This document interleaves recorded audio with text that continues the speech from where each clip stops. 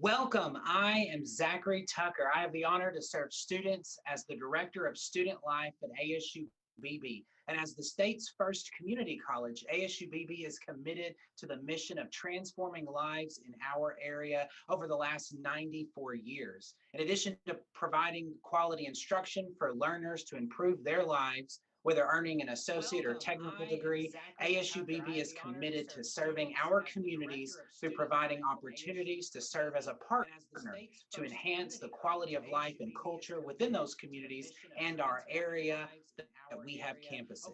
As our community's college, ASU-Beebe is proud to offer a concert lecture series that has a long tradition of bringing notable guests and performers of diverse backgrounds and wide appeal to our area. This evening features a lecture by historian Grace Hale in her new book, Cool Town: How Athens, Georgia launched alternative music and changed American culture. If you love history or are intrigued with American music or just looking for something a little bit different paced on your YouTube scroll, stop. Tonight's lecture is going to be enjoyable.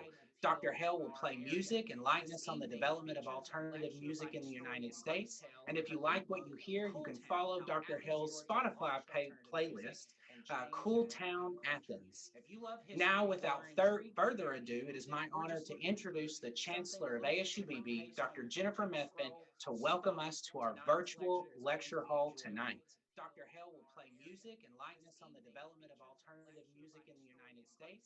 And if you like what you hear, you can follow Dr. Hill's. Good evening, everyone. It is my pleasure to welcome each of you to tonight's lecture concert series. I'm Jennifer Methvin. It's my great honor to serve as Chancellor of Arkansas State University, Beebe. I suspect we have a technical glitch going on as I see folks running around. I hope not. It is a great pleasure to have you here with us tonight. Mr. Tucker alluded to the fact that at ASU-Beebe, our mission is to provide learning experiences that transform lives. And we concentrate on that a great deal in the classroom. Do an exceptional job of that in the classroom. But we also love to share those rich learning experiences with the families of our students, with the members of our communities. And tonight is one of those opportunities to do so. So on behalf of our faculty, our staff, our administration, our Board of Visitors, Board of Trustees, but most importantly, on behalf of our students, we welcome you here this evening to enjoy this learning experience with us. I would be remiss if I didn't take a moment to thank the committee that makes all of this possible. We have a wonderful, wonderful lecture concert series committee on our campus, co-chaired by Dr. Brent Bristow, who you will meet in just a moment, Andrea Cole with our advancement office, Zach Tucker, who you see as our host this evening, Jennifer George, Ryan Gibbons, Thomas Fernandez, Chance Gowan, who's behind the scenes here on the technical side, one of our community members, Kathy Oath. She's also a member of our Board of Trustees, our Board of Visitors, and Kevin Johnson, who represents our Faculty Senate, and Sarah Gaskin, who represents our Student Government Association. We are thrilled to have you here with us tonight. You are in for a treat. Welcome to ASU-Beebe and enjoy the evening. Now, Dr. Bristow, normally at this time, I would turn things over to you so you can give your traditional speech about silencing phones and those sort of things, but I'll hand it to you as well so you can introduce our guest. Enjoy the show, everyone. We are thrilled to have you here with us tonight. You are in for a treat. Welcome to ASU-Beebe and enjoy the evening. Now, Dr. Bristow, normally at this time, I would turn things over to you so you can give your traditional speech. All right, thank you, Dr. Methvin. And those sort of things, but hopefully we're going ahead here. I am Brent Bristow. I'm the head of the music department here at ASU-Beebe, and I'm excited that we have some lecture concert events going on for you here.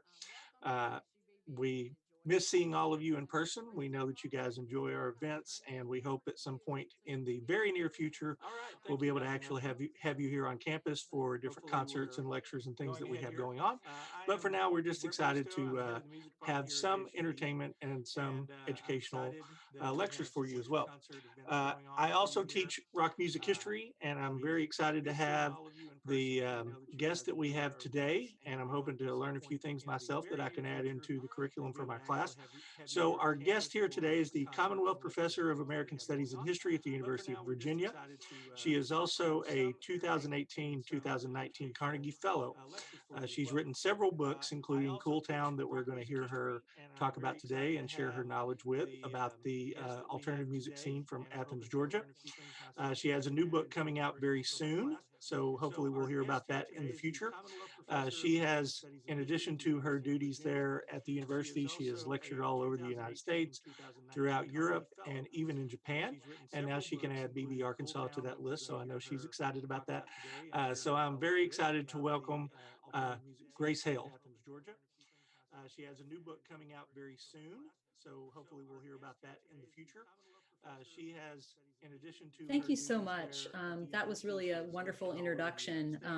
It is really great to be here at ASU-Beebe, and I am thrilled to add Arkansas to the list of places I've lectured.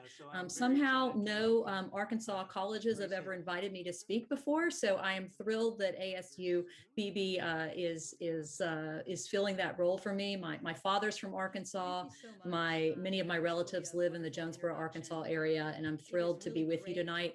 I just want to thank Andrea Cole and Brent Bristow for organizing this series and for bringing me here tonight, and also Kevin Johnson, who teaches history at Arkansas-Beebe and is the person who first contacted me about possibly speaking to you. And then finally, Chance Gowan, who is our wizard behind the scenes, who's really wonderfully making all of this happen. It's really a pleasure to speak to your community tonight, and especially any students out there who are working on their associate degrees in fine arts and music, art, or theater. I hope you're out there, and I welcome you because I think this talk will be of interest to you. So I'm going to start with a brief, and I will stress the word brief, reading from the very beginning of my book to set the scene. And then I want to just talk about a few of the things that make the Athens, Georgia music and art scene an important place historically. And then I'm going to switch over to actually sharing some of the music with you. And I think that'll be the enjoyable part of the evening. So with no further ado, I'll just jump right into that. But again, thanks to everyone here for making this possible and for having me here tonight. In Athens, Georgia in the 80s, if you were young and willing to live without much money, anything seemed possible. Magic sparkled like sweat on the skin of dancers at a party or a club. Promise winked underfoot like the bits of broken glass embedded in downtown sidewalks.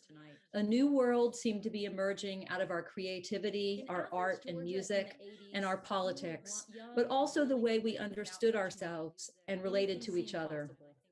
In my memory, the weight of the air on summer nights made possibility seem like a substance that I could hold in my hand. Always local bands played and people listened at practice spaces and house parties and venues like the 40 Watt Club. People went to hear their roommate or see or boyfriend or coworker play one night and urged everyone to come and see their group the next. Easy to make and easy to hear, live music was everywhere. We used it to reinvent and express ourselves and connect with each other. We used it to live. We were unlikely people in an unlikely place. No one expected us to do these kinds of things. No one who mattered thought that we could make a new kind of American bohemia. Yet Athens kids built the first important small town American music scene and a key early site of what would become alternative or indie culture.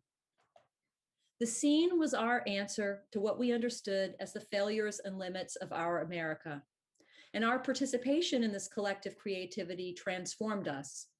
In my case, the scene took an unhappy accounting major, confused about politics, and about 6 years later, spit out a history scholar determined to live her life as art. Along the way, I waited tables and catered, made wall hangings and rugs, took up painting and the cello, earned a master's degree in history, and co-founded and ran a local venue. And when I left Athens to start a PhD program elsewhere, I took that magical sense of possibility with me and used it to weather the perils of graduate school and the academic job market. My story was not unique. The scene changed everyone I knew. Middle-aged now and a historian and the mother of college kids myself, I can see how the things we learned, question the givens, find something to do that engages your passions, build community into whatever you do, and stop often for beauty and pleasure, radically transformed the trajectory of our lives. So what I want to do here tonight is just give you a little bit of a sense of why Athens is important before I begin to share some of the music with you. And I imagine as an audience, you divide into roughly two groups: people who don't know anything about the Athens, Georgia music scene, and people who might be fans of some of the more famous bands or have some knowledge of Athens music, but not know that much about the town or the community behind it. So for people who don't know anything about Athens, Georgia music, and my daughters remind me that this is most people that are their age, that are college age, Cool Town is the story of amazingly original music and interesting and brilliant people. But more broadly, it's a history of possibility, a history of enthusiasm, a history that asks the question, not why, it's obvious in some ways why we can't actually build a perfect world, but what I'm interested in as a historian is what makes people want to try. What gives them a sense of possibility or of their own efficacy or their own sort of mattering in the world enough to try to make something that is unique, important, and interesting, to try to make a new culture. So Cool Town is a story that has the power to inspire people to make their own music and art, to try to make their own creative communities, to make their own culture. And I think living through this past year of pandemic isolation and lockdown only makes this message more relevant. For now, we have to make do with these kinds of virtual simulations of person-to-person culture. But I don't know about you guys, but I am just really, really anxious to get out there and actually get back to that world where we can come together, maybe even in a dark and sweaty rock and roll venue, and hear some good live music. Now, for people who are fans of indie or alternative music, or really just rock in general, Cool Town offers the real history of bands that you may love and you've probably heard of, bands like the B-52s and REM, and it shows you where they come from and the community that they helped shape and that in turn shaped them. It also introduces you to bands that you might not have heard of or music you might have missed. Groups like Pylon, Love Tractor, The Squalls, OOK, Barbecue Killers, Mercyland, and Vic Chestnut. It also deconstructs the myth of Athens, Georgia that emerged in the 80s, created mostly by underground music critics from places like New York and London, who had a very stereotypical, and might I say stupid, idea of what the small town South was like. And they have this kind of sense that people from a place like Athens must be sort of naturally eccentric, that they were somehow completely isolated from the modern world, from the larger art and music business world, and that they didn't have any idea what was going on elsewhere. And of course, that's not true. And what was true was actually much more interesting. And that was that a small group of young people in a place that really didn't matter for anything except for bulldog football came together to consciously create a new kind of American bohemia, or we might call it a new kind of American counterculture. Now, I think it'll surprise most people when I say that the three main sources of this counterculture in Athens, the people might be surprised at what I say are the three main sources of this counterculture in Athens. And the first most important source of this music and art scene in Athens is the local gay and queer culture. The words, you know, the acronym LBGQT wasn't really in circulation in this time. People didn't really understand or have a sense of these kinds of multiple positions and identities that are related to sexuality and gender. So people didn't really have the same language that circulates in our world today. But there would be no Athens scene without this local queer and gay culture that was partially out in Athens and partially closeted. We have to remember how homophobic the vast majority of America was up through the 1980s and 90s, and obviously in some places today. But this group of people, many of them were art professors, undergraduate and graduate art students, people who worked at the university, people in the community, really had a powerful role in shaping the Athens music scene, most notably by influencing Keith Strickland and Ricky Wilson of the B-52s. I'm going to show some music by the B-52s in just a minute, but I think it's worth thinking about the fact that somebody like Ricky Wilson, who's in high school in Athens. He grew up in Athens as well as lived there and as an adult. He came out to his high school and his family in 1970. Now, this was the same year that the public schools in Athens actually fully racially integrated. And that is a very early moment. It's a very rare thing for someone to be coming out about their sexuality in that moment. So I think it's interesting to think about that. The second major source of the Athens music scene might not be as surprising, and that is the University of Georgia, which is, of course, located in Athens. Georgia now has a reputation for being a pretty stellar, highly ranked university. I mean, no disrespect. I'm actually someone who has 2 degrees from the University of Georgia. So I mean no disrespect when I say that in this time period, it was not nearly as elite an institution. It was a big public institution, fairly easy to get into, extremely cheap to attend. And that kind of openness and the fact that the university resources were open to students and residents of the area alike. You didn't have to even be a student to use the libraries, to watch films in the film library, to check out all kinds of recordings from the music library. In many ways, the university and its libraries and its studio spaces and all of its resources served as a kind of internet of that time. The way that people could access all of these cultural resources and riches that we now kind of take for granted because we can stream music and we can look at all kinds of images from past popular culture through the internet.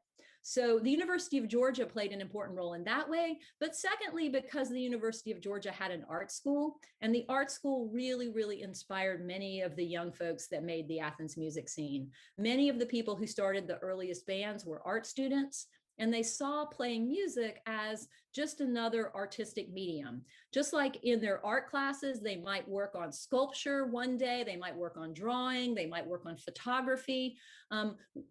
To them, it was the same kind of thing for them to just go to the pawn shop or the thrift store, buy an inexpensive guitar or a bass or a drum kit, and just teach themselves how to play. That kind of radical amateurism was really stressed in the art school, and it really pushed over into the music scene as well. And then the third source of the Athens music scene that I think might surprise some people is the surrounding area, rural area, and what people at the time thought of as folk art and folk music in that area. Athens had a very large and active folk music revival community. There were many musicians in town and also in the surrounding area, people who thought of themselves as folk musicians and also folk artists. And you'll see a little bit of that. I'm going to show you some pictures that show the members of REM actually in an installation by a folk artist, R.A. Miller. But that kind of connection to what people in the scene thought of as a kind of local, a local sort of non-modern, almost anti-modern culture that was all around them in the rural South, and that they felt like was as interesting as anything going on in New York City or other large cities around the world, was very inspiring to people. Now, I'm happy to talk about all those sources of the scene more in the Q&A time that we're going to have. I think people are going to be able to submit their questions through the YouTube channel, but I want to not spend any more time talking and actually get to the music, since I feel like that might be why many of us are here tonight. So I'm going to share my screen now and pull up the music. Let's see here. Hold on. I want to start with this.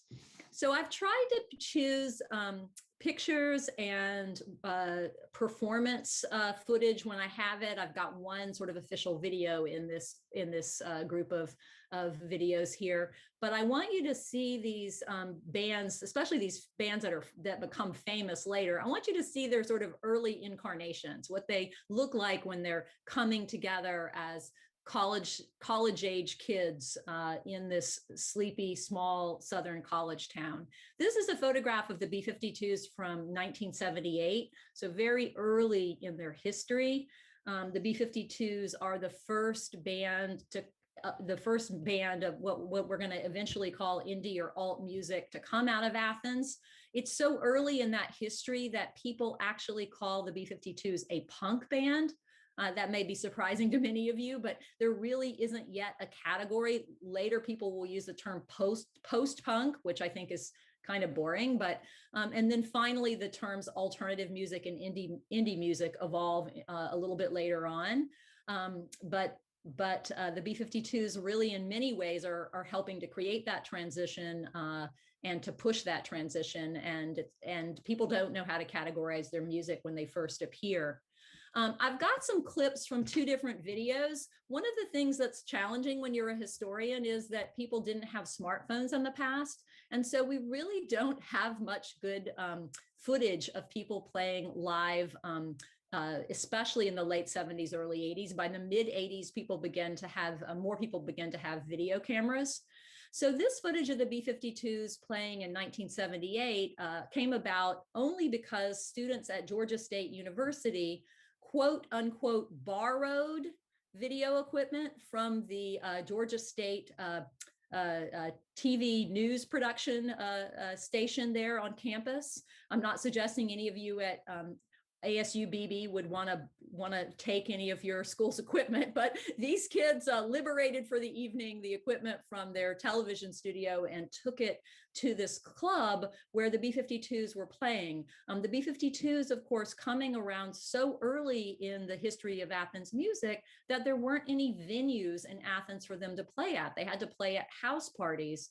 And so they arranged to play this gig in 1978 in Atlanta at a strange little kind of club in Atlanta called the Downtown Cafe, because record company representatives wanted to see them perform, and they had nowhere to perform in town that had a professional sound system. So bear with the shaky video. The sound quality is better, but I'm going to play a little clip from Rock Lobster and a little clip from Dance This Mess Around. This is the B-52s in 1978.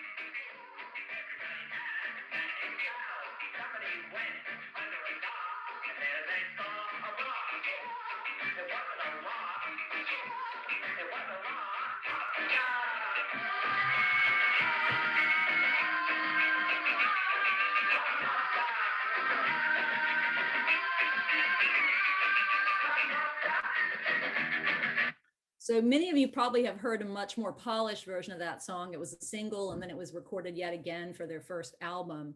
Now I'm going to play a little excerpt from a song that was also on their first album, but a very early version of it. And this is Dance This Mess Around.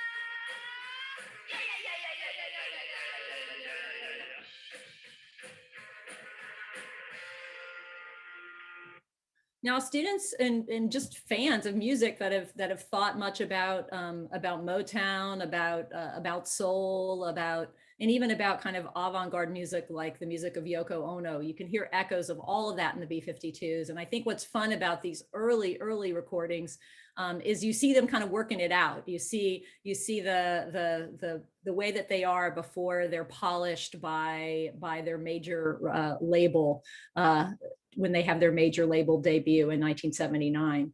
Of course, the most famous, sorry, that's not what I wanted to do. Of course, the most famous band from Athens is REM. They are sort of college rock darlings across much of the 1980s and then burst into kind of global fame with their album Out of Time in 1991. This is a very early photograph of them taken in 1984 at the homes of one of those folk artists that I was talking about. Really had an impact on the Athens scene. Howard Finster, of course, is one of them, and he painted the cover for their album Reckoning. This is another one of the folk artists that influenced them, a man named R.A. Miller, and he created what he called a whirligig farm in a little unincorporated settlement, a very tiny place in Georgia called Rabbit Town, which was sort of near Gainesville. So that's a picture from his whirligig farm. I'm gonna in a minute show you a video of them playing in that same space. But first I wanna show you this video. It's very early live footage of REM. They've only been a band for a little bit less than 2 years when they're performing here. This is a show in 1982 in Raleigh, New York, and it's a clip of them playing one of their early songs, Wolves Lower.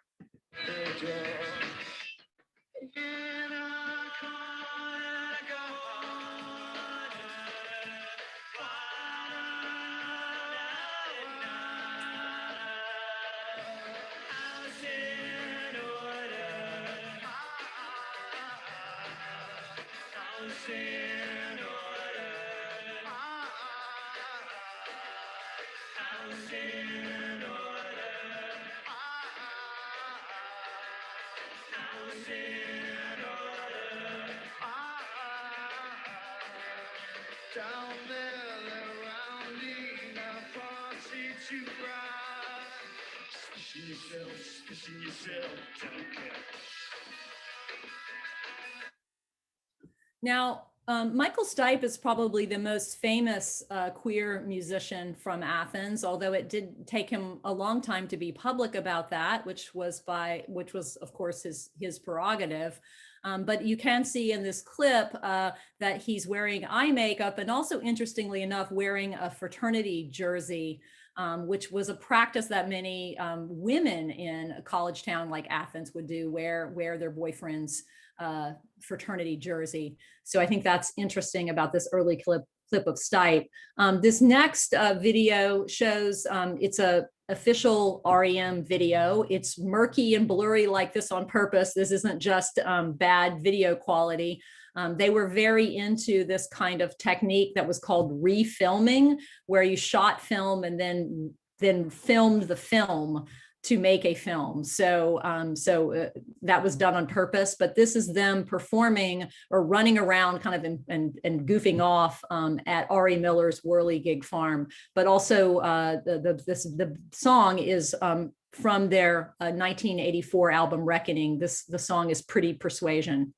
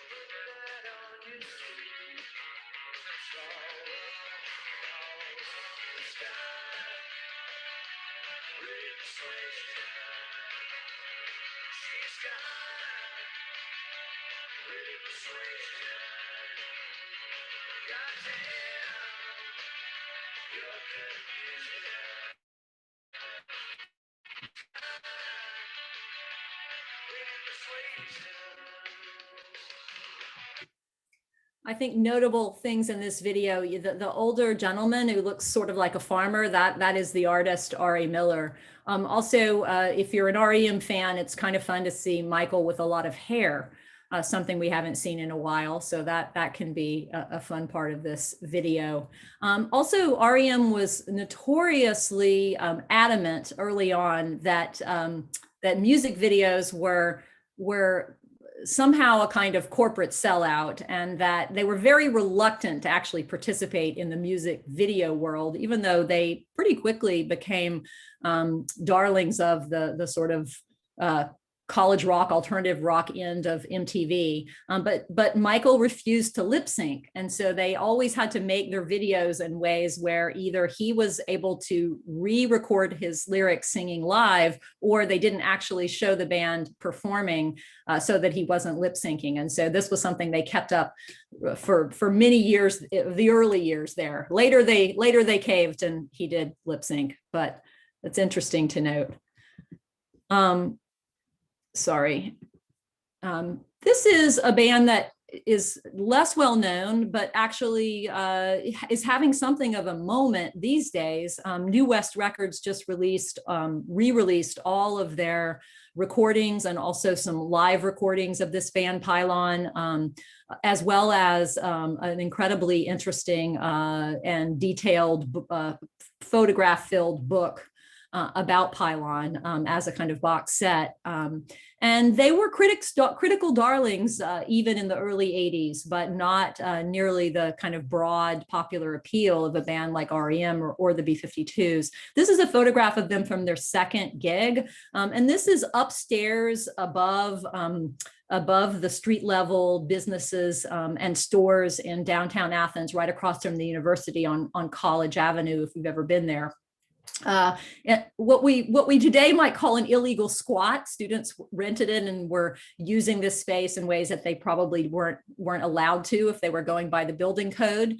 And you can see the members of Pylon, all students, art students at the University of Georgia, very much embracing that kind of art student image here, thrift store clothes, and they've got their own original art hanging on the walls behind them.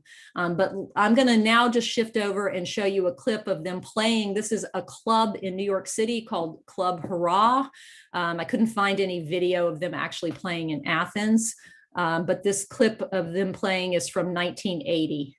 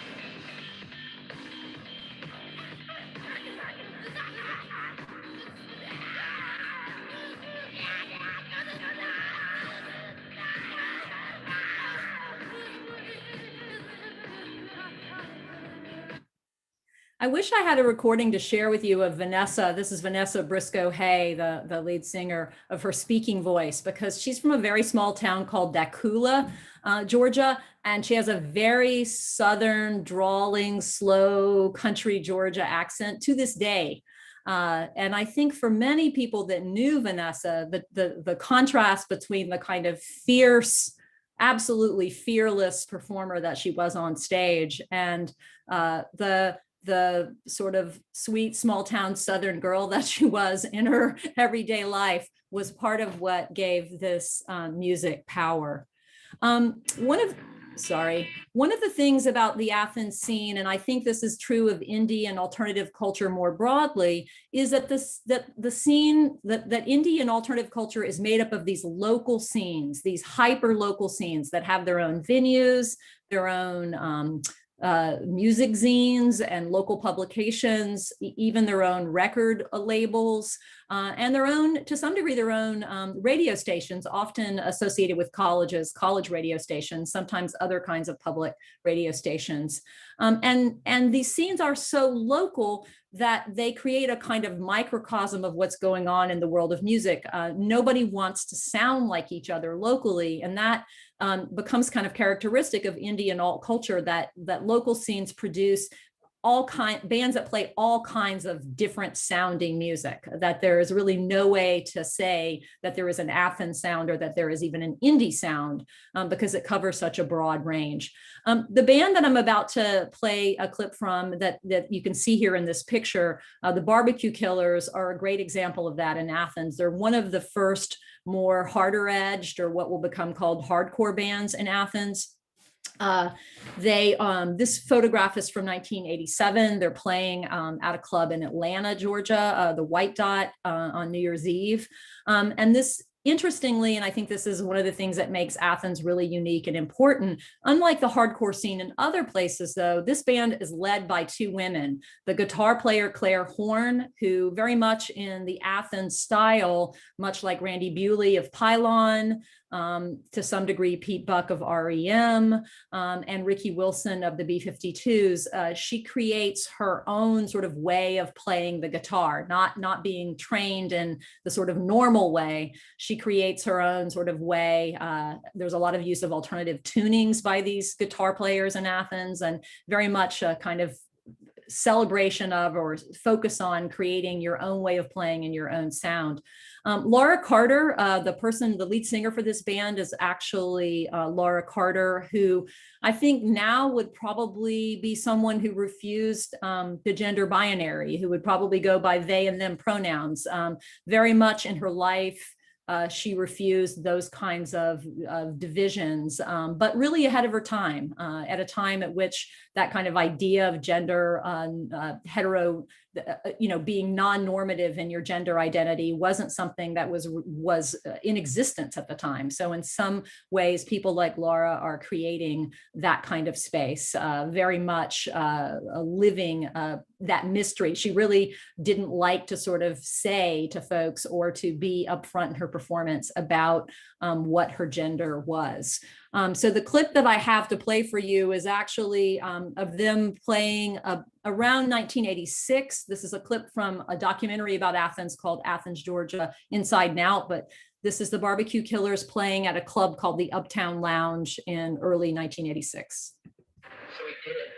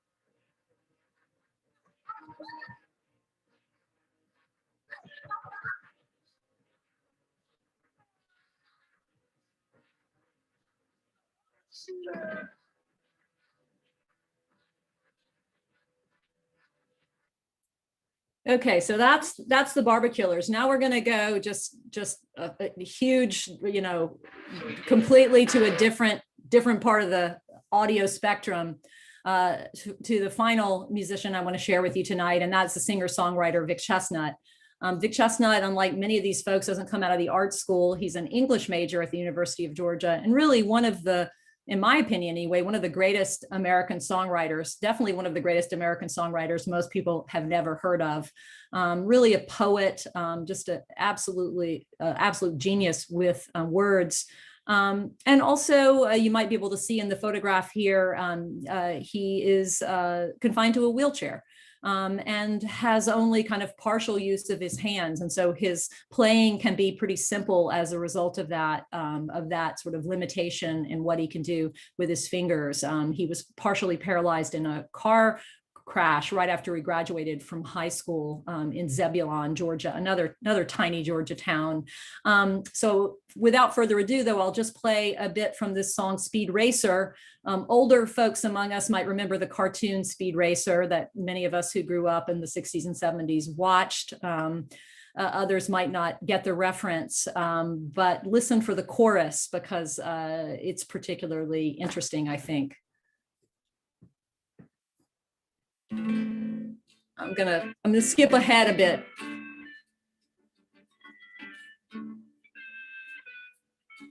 If I learned anything from all of these elections,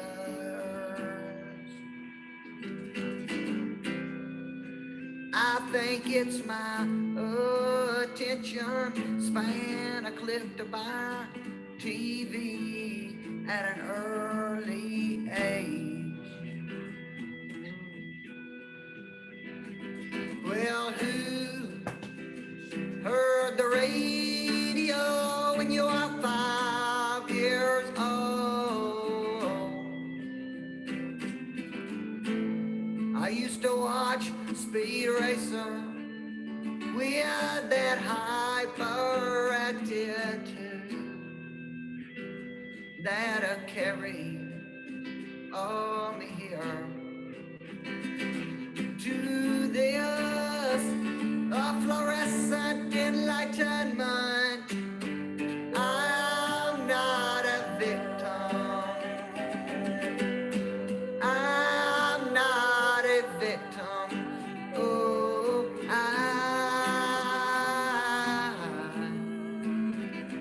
I am intelligent. I am intelligent. I'm not a victim. I'm not a victim. Oh,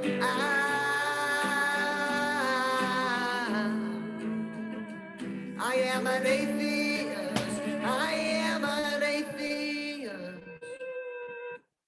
Now, I hope you heard that last line of the chorus, and that I think is really central to understanding something about Vic and his music. Vic was adopted as a child and raised by very much a very evangelical, conservative evangelical family that he loved very much. He was very close to his grandparents on both sides and to his parents.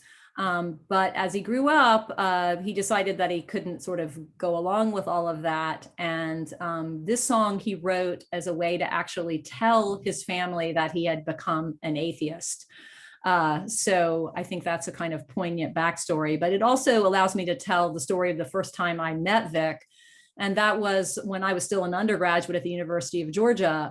I don't know how it is at colleges and universities in Arkansas, but even today at the University of Georgia, there are often people preaching sharing their faith, various kinds of faith around the edges of campus, especially near the arch, kind of where the campus meets the town, passing out religious tracts, Bibles, and other religious books. It's a place where people proselytize. And so Vic would go there and set up with his wheelchair and a little rickety card table and pass out pamphlets for atheism. Now, whether or not you're a person of faith, what was really interesting to me at that time was that anybody had the courage to do that.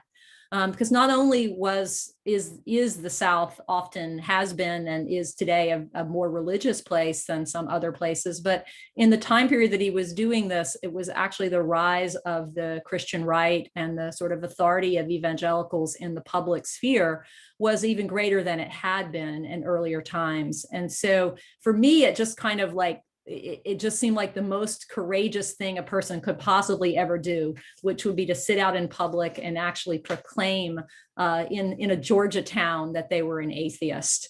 But Vic had that kind of courage. I really encourage you to go down the rabbit hole on YouTube and listen to his music. I guess I told a little bit of a fib because I do have one more little snippet of music to play for you tonight. This is a band that's not that important. You don't need to like remember them for your history of rock and roll, but you just might enjoy this little clip because this is a clip of your speaker tonight when she played in an Athens band called Cordy Lawn. Here's just a little bit of that, of a performance that we did at the Georgia Theater about 1989.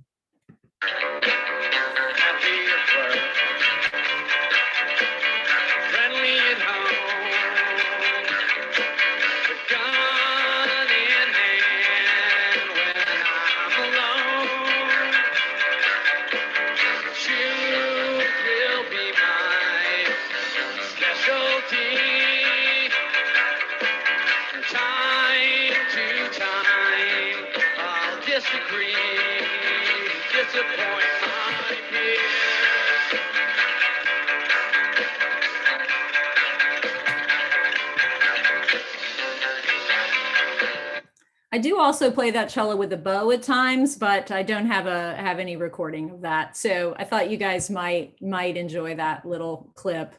So I just want to sort of pull it all back together today by saying that the Athens, Georgia music scene was a really key place in the history of the late 20th century. For this reason, if punk music taught that anyone could play, that all you had to do was learn 3 chords and you could be a rock star, the Athens music scene taught everyone that anyone could play anywhere, that all you needed, that you could learn those 3 chords, but you could live anywhere. You didn't need to move to New York. You didn't need to move to LA or San Francisco. You didn't even have to live in a city. You didn't even have to live in a place anyone had ever heard of. All you needed were some like-minded friends, the resources of a public college or university, some space where you could practice, and a little bit of free time. And you too could actually make your own music and in fact, make your own culture. And in this way, Athens, I think, was absolutely essential to something that was really key in Indian alternative culture in the US. And that was that this creativity, you were required to engage in it wherever you might find yourself. And that created this kind of network of local scenes in as far-flung places as Seattle and Minneapolis, which are of course bigger cities, but also Lawrence, Kansas, Chapel Hill, North Carolina, Austin, Texas, Gainesville, Florida, and the list could go on. It's important to note that indie culture was one of 2 important counter or subcultures emerging in this moment. The other was hip hop culture that was emerging at the same time as indie culture was emerging, but hip hop was coming out of the Bronx and out of Brooklyn. And these 2 countercultures together shaped not only the lives of direct participants, but also of an entire generation growing up between the baby boom and the tech boom. And so I just want to conclude by saying that the idea that we have today that human flourishing requires that we have this kind of cultural freedom, this kind of ability to actually create, which we often do these days in the digital realm more than in other venues. And in fact, you could argue that's exactly what social media is. But this idea really comes out of this indie and alternative world of the 1980s and 90s. So that's it for my talk. I'm hoping we've got some questions. And again, I'm super excited to be sharing with you tonight.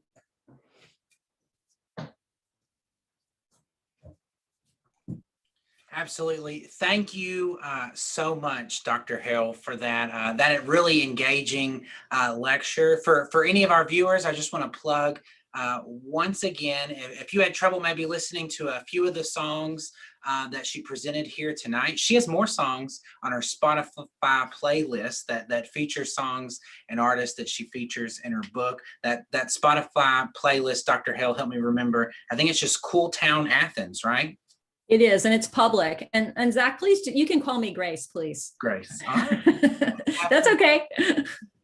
Absolutely.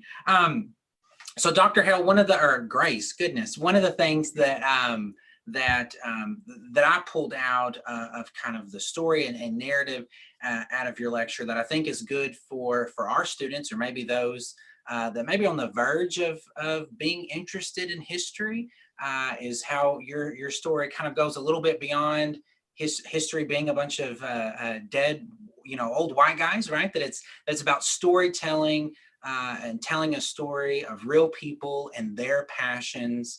So what started your interest in taking this passion, perhaps of yours, and wanting to capture that as a historian?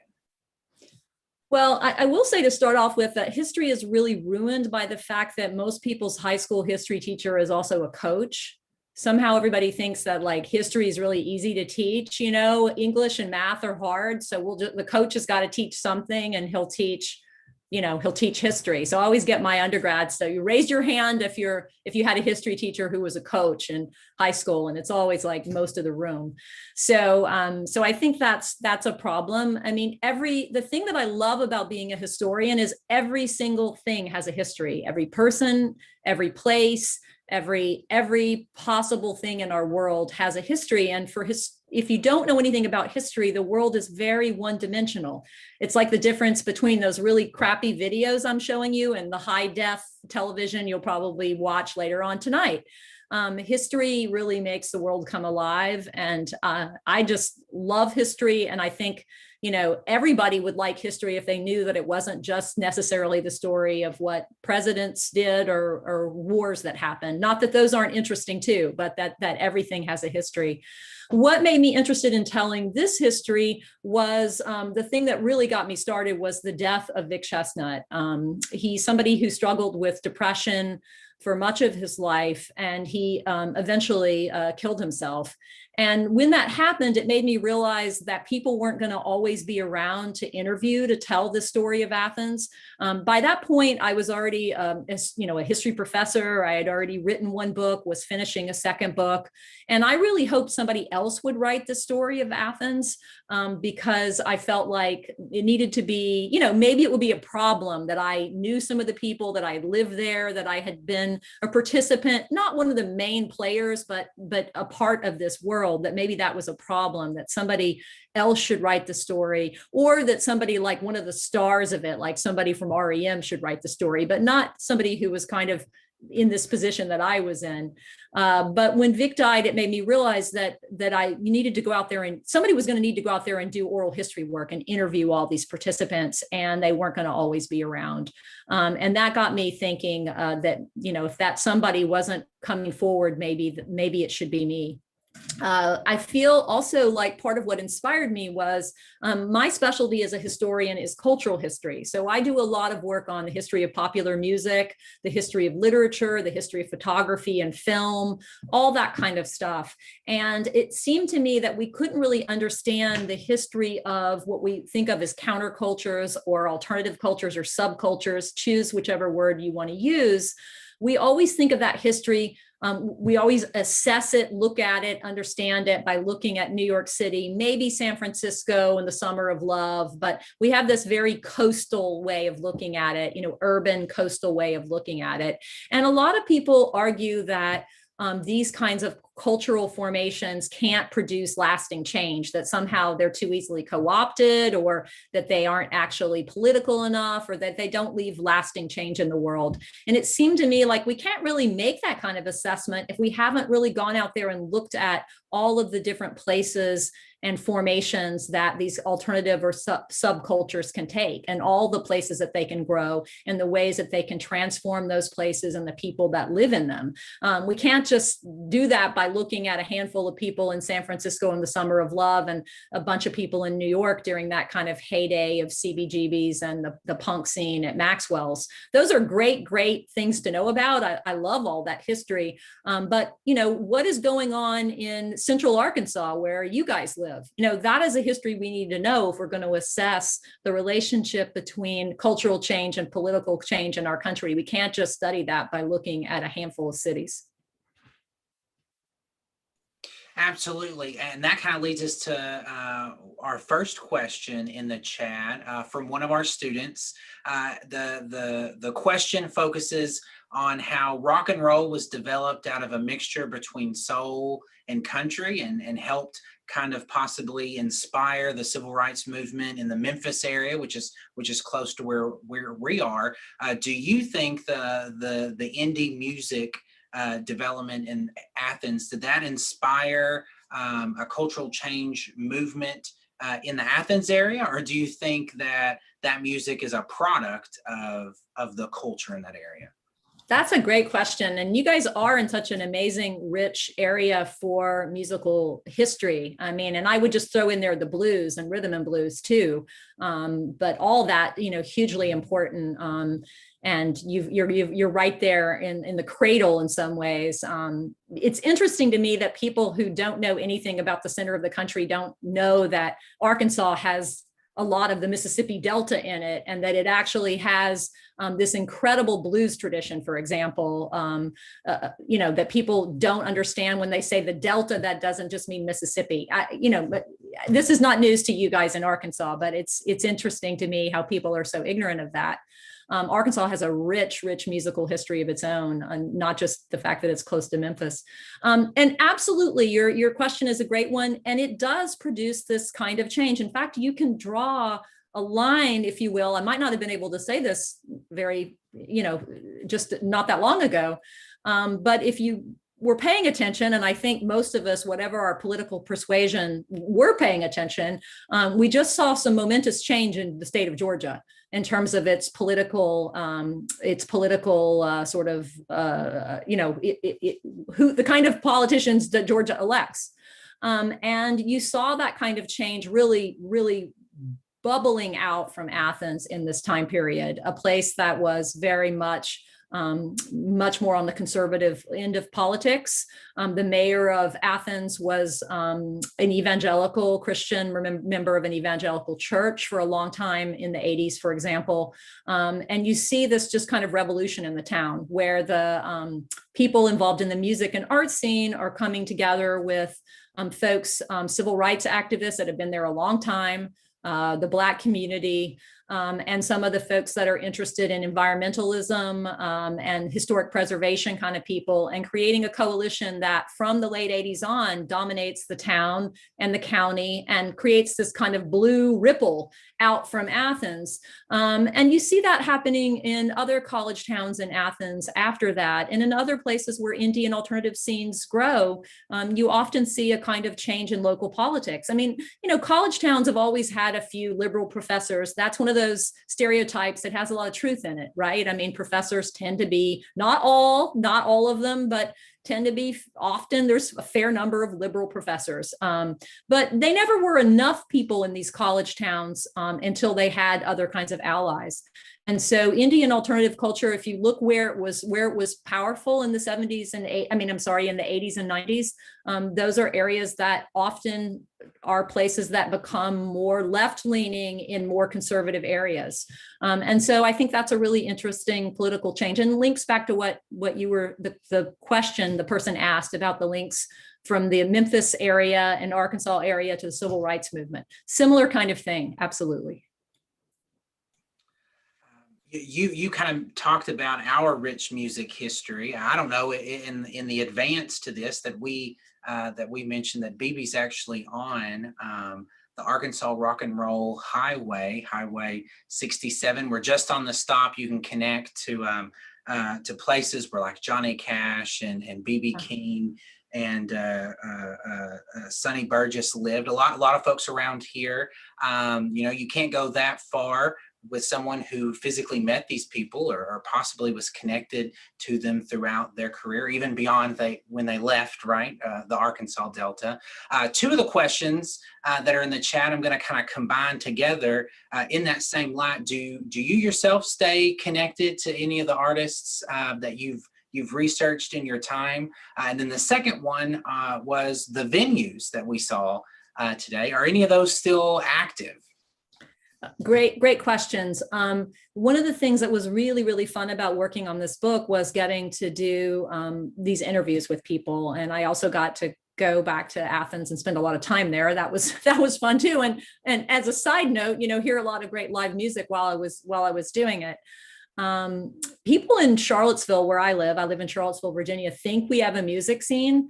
And I mean no offense to all the fans out there of the Dave Matthews Band, but we really don't have a music scene in Charlottesville that is anything like the rich history that you've described of your area or the music scene in Athens.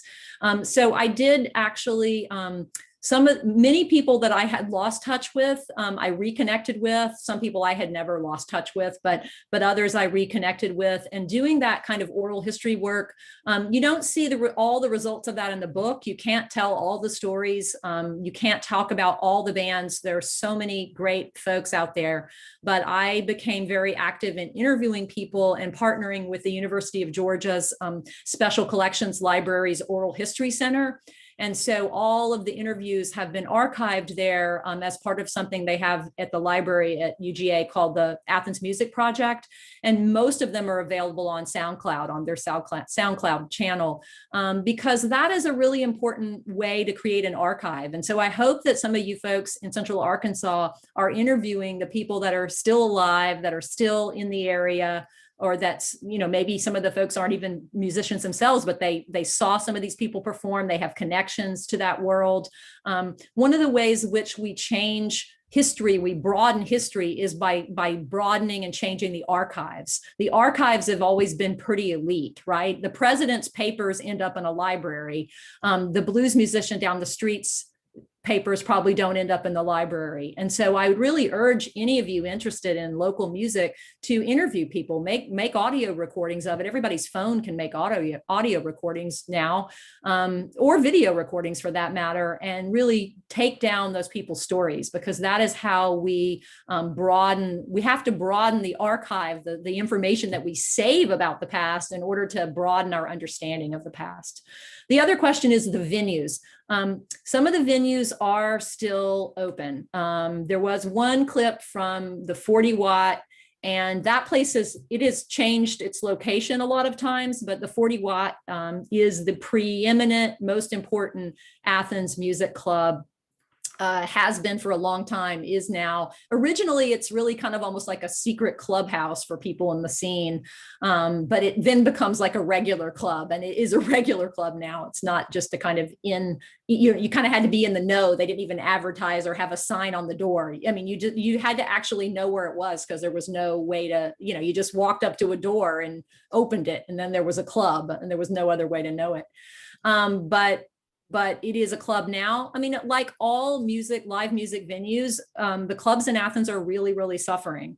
Several places have closed during the pandemic. This is happening across the country. As many of you may know, there's been a huge kind of fight on the part of live venues, not just for indie music and rock music, but for all kinds of live venues, have come together and created an organization and lobbied and even gotten some aid out of Congress. But it's just a horrible, horrible time for people in that business. And in many ways, I think the 40 Watt will survive, because Barry Buck, the owner, used to be married to Pete Buck, and she owns her building.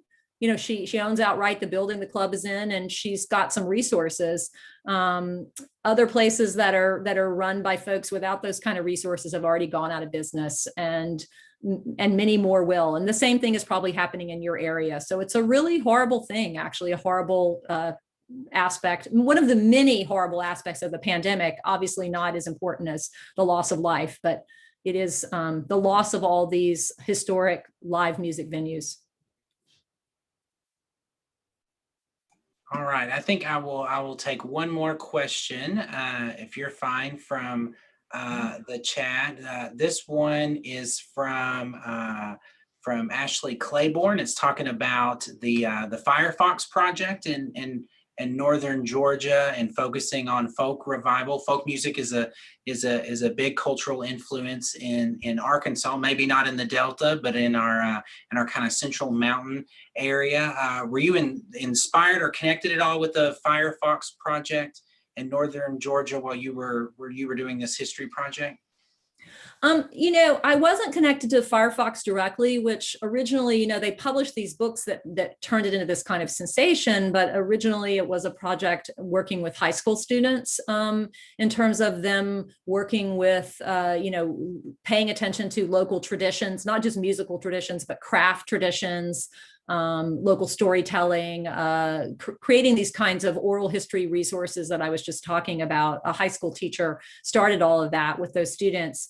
But Firefox is like one of many, many projects like that going on. So I still have connections with and have done a lot of work on Apple Shop, which is another sort of media center that's doing similar work in Appalachia. It's in Whitesburg, Kentucky, right where Kentucky, Virginia, and West Virginia come together. But all of that kind of stuff is really important. There is a lot of that going on in Athens. There is a very active Athens folk music and dance society in town. There's a North Georgia Folk Festival that brings people from all over the South to perform in Athens, old traditional musicians and younger folks who have learned the music more recently. And that musical world has a huge impact on the scene. It's not exactly the same group of people, but there are connections and nodes of intersection. One of the most important would be Vic Chestnut, who's very much a part of that folk music world, goes to their weekly song swaps. They actually vote in a kind of exception to their general rule of allowing people to play their own songs so that Vic can play his own music, because their rule for the folk music song swap is that you have to play a traditional folk tune. But they decide that Vic's songs are so great that they'll make an exception for him. But he is very much shaped by those traditions. He grows up in a small town in Georgia with country music storytelling, and then really becomes enamored of the kind of folk music storytelling that is a part of a lot of folk traditions. And connects with that and brings that into his music. But there's a really interesting overlap there. And also with folk artists in Athens, a huge influence there. Art Rosenbaum, who's probably the most important folk music figure in Athens, still alive, still lives in Athens, was an art professor, drawing and painting professor, but also you may have heard of him. He's won a Grammy for his collections of historical recordings. He's a fantastic folk musician. He's archived and recorded traditional musicians for 50 years. And he taught a lot of these kids in art school and was a huge effect on them. So it's a very important and interesting connection, besides the fact that it's important for its own right. I would say that kind of music is important for its own right, not just in its connection to the scene that I'm talking about. Absolutely. So my final question, we'll wrap it up with this. We talked earlier about history being so much of telling the story of other people's passions. As you were being driven, right, with this particular project, where did it start? Did it start in, hey, there are these well-popular artists, REM, B-52s, in my area, let me figure out the influence that they had? Or was it more about telling those untold stories of all the other artists that had you not written this book, might have fallen through history like you referenced earlier? Yeah, for me, it was very much about both, because I'm not trying to evade the question. My grad students say that my answer to everything is both. So I will say I'm known for that. But I think both is the right answer, because they go together, right? I mean, one of the things I think that happens in all kinds of cultural production, but we'll talk about music since that's what we're talking about, is people get famous and then they're sort of abstracted from their origins, from the time and place and community that shapes them, that nurtures them, out of which they come. And we lose our sense of how they got to be who they are. You know, there's this kind of sense of this kind of genius that just comes out of who knows where. Somehow you're born with it, or, you know, or if you're a person of faith, it's God-given, or whatever your explanation is. But we don't actually remember that folks actually learn, and their ideas come from places and communities, and they weren't always, you know, REM global rock stars. They were, you know, the kind of skinny, dumb guys that lived in the dorm next to you, you know? And I think it's interesting to have all of those stories together for that reason. REM was shaped by these other people that you've never heard of. And in turn, REM shaped those folks. And all those stories are interesting together. Great art in any genre, whether it's music or any other genre, always comes out of a collective endeavor where only a few people become super famous and the rest of us are just out there doing it for, I don't know, because we're crazy, because we're passionate, because we love it, whatever the thing is that motivates us, even if it's not necessarily our job.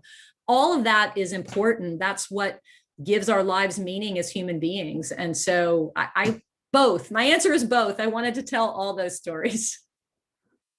Absolutely. So earlier you told us you had one last video and you had another video behind. I said that was our last question, but Dr. Bristow, our instructor of fine arts and co-chair of the committee, he just messaged me over the side. He has a question for you. So I'm going to kick it over to Dr. Bristow to ask our final question. Great. Thank you so much, Zach. Hey, I have a couple of questions. First of all, is your cello handy? Can you give us a little? No. Well, it is behind me, but I haven't tuned it today, so I don't. You can tell us those alternative tunings you were talking about earlier with that. Yeah, So. I went with the standard tunings myself, or tried to. You know, sometimes it's very hard to keep a cello in tune in the environment of a rock club. It doesn't always stay in tune well. That was a constant challenge. Absolutely. So you were talking about something just then, and also you alluded to it earlier, and I wanted to just ask about this. So you were talking about with REM how they really hated the commercialism of the videos that they did. And then you were talking just now about how, you know, they didn't start as the global rock stars. They started as this local band. One of the things that I've read multiple times about them was that many times, most of the time, they refused to play the hits in concert. They didn't want to play Shiny Happy People. They wanted to play whatever they wanted to play, and they considered themselves artists as opposed to, you know, entertainers. And so, you know, and there were some of the casual fans who wanted to come and hear the hits. And this was something that we heard with like Kurt Cobain as well, that he refused to play Smells Like Teen Spirit and everything. And, you know, a lot of times these artists feel sort of trapped with this, going back to even George Harrison, Rocky Erickson with the 13th floor elevators and things like that. Do you think that in some ways they were trying to sort of, you know, get back to their roots? Were they trying to sabotage themselves a little bit to get out of this big machine that they were in with the record company? Or what do you think was behind all of that? Yeah, that's a great question. I mean, I think actually that REM's story is actually a story of playing it all pretty almost perfectly. I mean, playing their career out perfectly.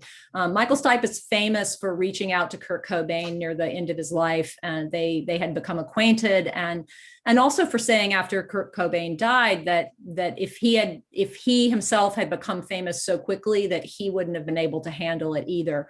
I think most people don't understand that REM started in 1980 and that they had 10 years of playing under their belts more than 10 years before they became globally famous with Out of Time, before Shiny Happy People arrived on the scene. Right. And that they actually managed to work their career so that they had control over their career at the various stages. So in other words, they they signed with a label that was distributed by a major label, IRS Records, but was itself an indie label. And they also, at every time they would negotiate a contract, they would, if they had to, trade money for autonomy. So they managed to navigate their way through the world of popular music. I mean, of course, they had no idea they were necessarily going to become giant mega stars. They were ambitious. They were very ambitious, but you know, many people are ambitious and fail, but they always kept as much control and power in the band as possible. So that I don't think that they felt trapped at all by the music industry, because they never were trapped by the music industry.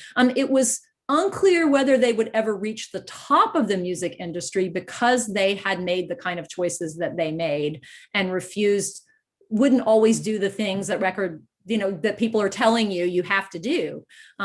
They would often just say no. So for example, they'd put out an album and then decide, no, we're not going to tour at all. We are absolutely not touring. We're just going to hang out in the bars and clubs in Athens and have a good time. We're not going to tour. That had to be driving the record company crazy. By that point, they were actually on a major label, but they retained that kind of power in their contracts. And so I think that they are an example of a band that managed to build that fame incrementally, in such a way that they had a lot of power and authority. I mean, at some point, maybe they felt trapped, but at every moment along the way, they were making those choices. And what's interesting about REM is that they had so much kind of knowledge in their quartet, right? They had Pete Buck, who was the record store guy who knew everything about rock and roll history. But they also had Bill Berry, who was this drummer, and he and Mike Mills had played in high school bands, and they had been playing music all their lives. And in fact, when they first started REM in Athens, they tried to lie about that. They acted like they didn't know how to play, because in Athens, it was so cool to be an amateur, and they weren't amateurs. They'd had a band in high school. They played in a jazz band with their band instructor and made a ton of money playing weddings and stuff in high school. I mean, they weren't amateurs, but the key was that Bill Berry had worked for the booking company of Capricorn Records. And so he actually had that kind of connection to the music business. He worked in he would go pick up the big Southern rock musicians from the airport and drive them to Macon. That was part of his job. And he was always asking questions around the office, and he understood something of how the music industry worked from the start. And he was very interested in it. He paid attention to it. And so REM really, between all the different guys, had all these different talents, and they did as well as anyone could at navigating that. So I guess I would push back a little bit with that narrative. I don't think they were trapped. I mean, in a way that a band like Nirvana, absolutely different, right? They don't have that kind of knowledge set amongst them. They blow up pretty quickly. And of course, as a result of that, tragic things happen, and also because of addiction problems, but it's all, I think it's somewhat related, right? It's somewhat related. So one last question? Sorry, Zach. So one last question. When a lot of times when I think about that area, particularly with a lot of the alternative music scene, there was a lot of stuff going on in Atlanta at the time too. And in particular, you had groups like Aquarium Rescue Unit, Colonel Bruce Hampton, and stuff he was doing, which was a very different kind of scene. So what was the relationship with them being, an hour and 20 minutes apart? What was the relationship between the two areas? Did they keep separate, or was there a lot of crossover? Or? Well, originally there was just real antagonism. I mean, kind of ridiculously so, almost like a high school spat between cliques. I mean, there were people in Athens thought that their new music scene was just so much better than the scene in Atlanta, that Atlanta was too much kind of hippie music, because of this older tradition of music making there, that it wasn't fresh, it wasn't new, it wasn't interesting, it wasn't original. I'm not saying any of this is right or true. I'm just telling you the original Athens scene, people's vision. And there was a kind of antagonism between the two scenes, and people in Athens really thought that they were just so much better. In fact, that really wasn't true. In times it was absolutely not true. It was a misconception for sure. It was also interesting that antagonism existed when so many of the people in Athens had grown up in Atlanta. So you know, they were kids from the Atlanta suburbs who went off to college in Athens or, you know, moved to Athens. And so, you know, maybe some of that antagonism was about kind of trying to create a separate identity for yourself or a kind of separation from where you came from, because the places were intimately connected. But there is this kind of really antagonistic rivalry for a while. People in Athens get mad when a band like Guadalcanal Diary is touring and people are billing it as an Athens band when they're actually from a suburb of Atlanta called Marietta. Later, they move to Athens and they kind of become an Athens band. And by then, people don't really care about this debate. But at the time, people are like mad, right? Like all of a sudden, Athens is becoming a thing and you're trying to like glom onto it. Also, bookers and concert promoters would take any band from Georgia at a certain point in the early 80s and call them an Athens band, just because there was a little bit of buzz, there was a little bit of interest. So that helped with the antagonism. By the late 80s, though, that's really changed. There's a lot of back and forth. You know, REM, you know, Michael Stipe is singing with the Indigo Girls from Atlanta. There lots of bands like I showed you the clip of the Barbecue Killers. That was a picture of them playing at a club in Atlanta. There's just a lot of back and forth by the late 80s. And that kind of old, really seems like an old high school spat, you know, like, oh, I didn't like Tom because he was in the other friend group or something. You know, it just seems kind of ridiculous in retrospect, but I would be lying about the history if I didn't say that antagonism was there early on. That's very interesting. Yeah. Well, thank you. Thank you for Sure. doing this for us. And thank you, Zach, for letting me sneak in here. And I appreciate it. And of course, you know, I look at things more from a musicological standpoint rather than historical. But yeah, I have tons of other questions, but I won't waste everybody else's time. So well, email me and we'll just keep talking. Absolutely. Sounds great. All right. And Chance, thank you for making it happen. Thank you for those questions, Brent. Grace, I want to say thank you on behalf of ASU-Beebe. We love bringing people to our community.